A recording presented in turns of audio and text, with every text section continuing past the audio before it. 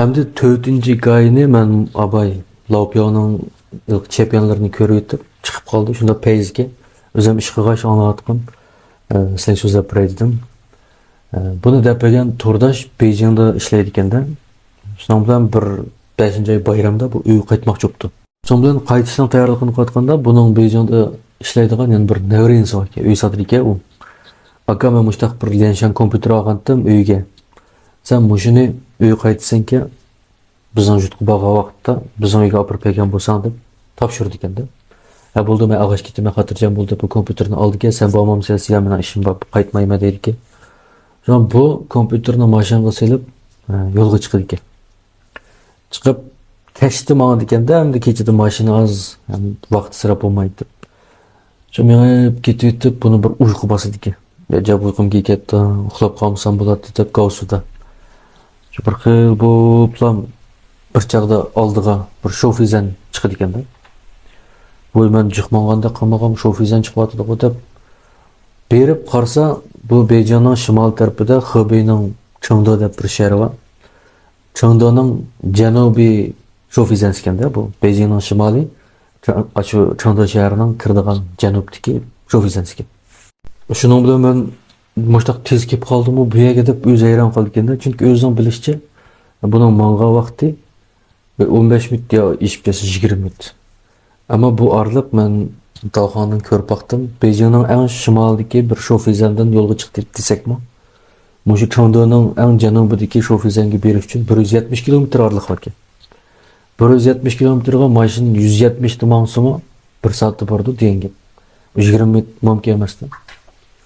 Shu bir qandoq kelib qoldim bu yerga yo men uxlab qoldimmi yo deb endi mashinasini aytganda aqli iqtidorliq o'zi aytadigan gononglar bor ekan. Her qancha o'zaydi sunma oshmasam bu o'z menga kitamda qandoq keldim deb qalsa o'tkazamay aytganda yo men xiyol ketib qoldimmi, men 2 soat mangdimmi yo mishadi deb o'ylab bo'ldi men bir charchab ketgan o'xshayman mishadi qavsudan tushib mushiyada bir orom elib aytadigan menga bo'ldi deb o'zi qo'rqib qoldi ekanda. O'shada Chengdu shahriga kirishdi ekan. Shu kiriblam boshda buning uchirg'ini bir sig'oyandan bir uchraydi ekan. Bu xil cho'ng ekanda. Bunda qarablam garchi bu bir oshxona deb yozilmagan bo'lsa-mu, bunda hozirgi bunda mensuladek oshxonadek bir o'xshaydi, mishakir bir tomoq yeychu deb bek to'xtadi ekan mashina. Uni oldida o mashina to'xtirgan yerlar bor ekan, mashinani qo'yib bo'ylisiga kiritganda. Shu eshikdan otlab kirgandan boshlab bu teshi shunda issiq ekan. Ichki kirsa salqin ekanda, odamni muzlatqidek. Andan keyin ko'lchaklarni yasab qo'yganki u yo'l yo'q. Taşlanımda tizip yol çıkarganki işte bir yazda istirahat kıldıgan bir yerdek çıraylık ekende o. Sonra udduldaki bir uyga kirdike kirse uyga qora yağaçta sırlıgan 4 jası joza her bir jozaga 4 orunduk. Mustaq jozda bir altın tizip qo'yganki bu tamoq yeydigan oshxona o'xshaydi deb o'ylab o'sha o'tirib meni lobini kim o deb vaqiraydi ekan. Vaqirsa bir odam chiqadi ekan. Normal kiyingan, normal hozirgi zamonning bir odam. Chiqib tamoq yemtiniz dedikki, Saydan aytdilar men tamoq buyurtay desa, bizning bu yerda unda Saydanga qarab tamoq buyurtmaymiz. Siz qancha xil sayyaysiz deb so'raydik. 4 xil sayyay dediki, andan keyin mifanning o'rniga nimba dedi, momba dedi. Biz bu yerda mifa yemaymiz, biz mom yeymiz dedik. Bu mom bo'lsin ochiqning say bilan mom yeydi bo'ldi deb bu kirkitib birdamdan keyin 4 qacha sayni chiqdi ekan. Momisi shaptul shakllik ekanda, so'nggi bir shaptullarni yeb kishidi bu. Ashundaq shaptul shakllik, lekin qip-qizil, chiqib g'alitil bu momki.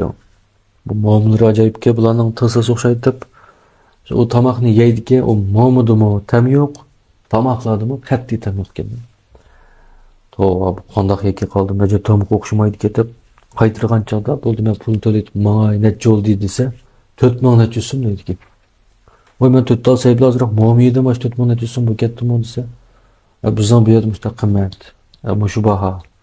Siz yeb bo'ldingiz deb turib oldi ekan, bu yerda men yemayman degan olmaydi. O bir yilda gavdan qadimiy uslubda bezalgan bundaq oshxonaga kirib qopman, men gavji bir kirib qopman deb o'ylab bu 4 so'm pulni beraydi ekan. Bu o'z Beijingda bir qurilishlarda Xiaomi'ning jinglisi bo'lgan mumkin bu. Pul jiqqa bu kasb qildigan.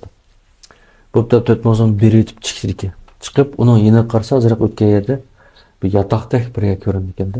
Şunun bilan men bir şey kirip konup ketay çok avsuğumu yaqinga aytadigan mishtal chiqitma deb uyga kirdik. Kirib yatak yatamsız deydi ki desa bizning bu o'zgacha yatak, alayda yatak deydi. Mayli qanday yatak bo'lsa yotma desa bazı qanchasi 6 ming so'm ekan. Ve bu tomoq yesam 4 ming so'm. Yatak desam 6 ming so'm bu qanday qilib ketdi bu sizlar pul bulamsizlar ya deb desa yotsangiz yetan bo'lmish bo'ldi deydi ki amallik bo'lib yataveraychi deb pul olgan ekan buning. Birini aytganda dedi ki bularning yotoqlari qanday kelsanglar zal anandikin bir önkürdek ekanda eshikleri. Mesela 1,5 metrlik eshik olsa üstümünde egmi şekillik. Bu 1,5 metrlik eshikning 1 metrlik yerini to'sib etganki. 1 metrlik yergacha shu esilib chiqib, onun üstüne 50 santlik yer ochiq ekanda. Bu qanday yotoq desa biz shunday ko'rik shekilli yotoq qilgan. Bu yerga bu cho'qim shuni to'shikdan kirsiz, ichi cho'ng, ichidan xotirjam bo'ladi. Qonda şu ketdi bo'ldi deb bu aşı yamishib eshik mi emas endi bir to'shak. Shu to'shakni ichiga kirdik. Kirsa ishchi mashina ko'rik shekilli ekanda. Egizligi 3 metr chiqadi ekan, andan keyin uzunligi 2 metr, kengligi 1,5 metr. Mustaq kichik bir o'jirka bu. Karvat qo'yib qo'yilganki, ammo ustiga kul chechayotgan ekanda. Karvat olamdi, ya bo'lam, namiya kul. Voy bu kulkang'i deb atishdik odamga desa, bu mustaq adam davalaydigan kül. Bunu biz çoğalık qilgan, qo'rigan kül. Adamga ziyon qilmaydi, yatsangiz yumshoq, ham badandagi bir nimani oldi deb boshlaydi. Voy ajoyib eki qopmayman deb bu yotidiki edi. Yetib bir kechani o'tkazdik, so'ng bilan adis qo'pib bu kompyuterisiga qolgan. Opla, men kompyuterni tunugin men kirgan vaqtimda teshik qo'qib ekanman, kirib olmabdiman bu deb bu. Hele bir o'zi kirgan to'shikka qarasa, kesak bilan to'sib etgan ekanda, eshik yo'q qilib kesh to'sab qo'ydi ekan. Bu nima tushunmay bu deb o'ylab boqib kelib kesakni ishtirdik ekan. U yerdan chiqib qarasa, kesak o'rilib, kompyuterni shu pastga qo'yib qo'ygan ekan, kompyuterni chiqib etgan ekanda.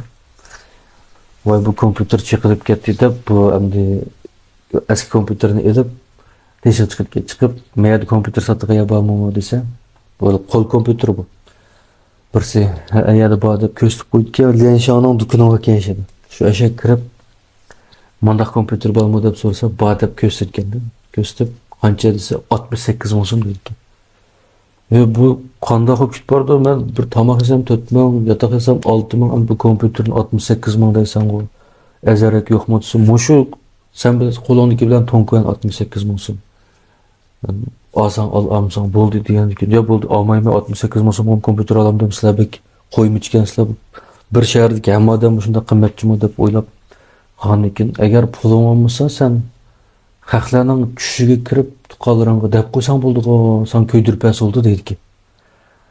Shuning bilan bu gapni anglab teshig'i chiqib o'tirib ketganda men qandoq bu tushib kirib to'mon qilsam sen kuydirpas oldi bu deydi-ku deb o'tirib to'xtamay ashka o'sib ketib etib qatnash voqeasiga uchrab o'lkatga o'xshayman deb o'ylayotganda o'zi o'lkatga qolibdiman deb o'ylaydi.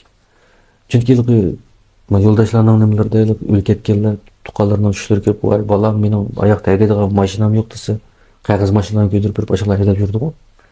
Bu menda ashta o'ylabdi-da, men o'lkatdimanda, o'zim uxmagan o'xshayman.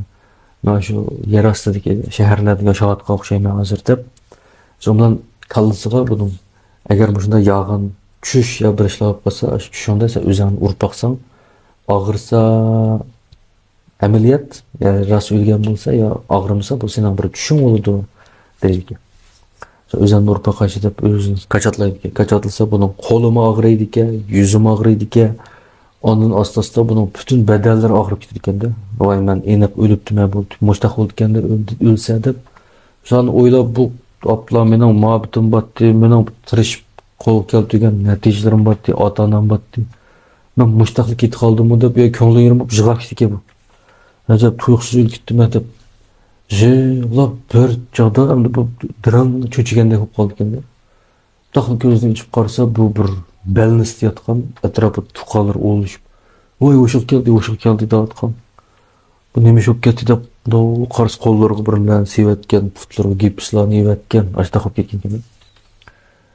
Şunun bilen tukallardan anılsa, endi bu aşı yurtqa qaytım edip, nemini elip, kompüterini elip, maşinini aydap ketip atqa vaqtda uxlap qalğını rastga. Uxlap kelip qatnaş vaqası yoluquptu da bu. Yoluqup, kompüterinin çıqılıp ketgeni rastga. Bu aşı qatnaş vaqası yolup hoşudan ketken şu jarayonda endi aşındaq ishlarni ko'ribdi da. Endi buni bir tushmikka deylik desak, bu yerdagi odamlarning gaplari, qilgan ishqi butun logikasi bir haqiqiy bir dunyoda yuz berayotgan ishda faqat narsalar qimmat bo'lgandan boshqa. Amaliyotmiga yo bir aygacha berib keldimi desang, bu ham bir qatnash vaqasiga yo'liqib bo'shdan ketgan bir odam, boshqa ish yo'q. Şu muştaq bir iş ötdi beşimden dep başlap yo'q to'g'a qilib turibdi. Men oxir qanday xo'la bu nim bo'lganda zot nega kirib qolgan deb qiziqib anglab, oxir tushgandan keyin voyaja payz kelib, sizlar so'zlab bergim keldi. Bu hamsa bugungi hikoyam bo'lsin. Xayr, xush, omon bo'ling.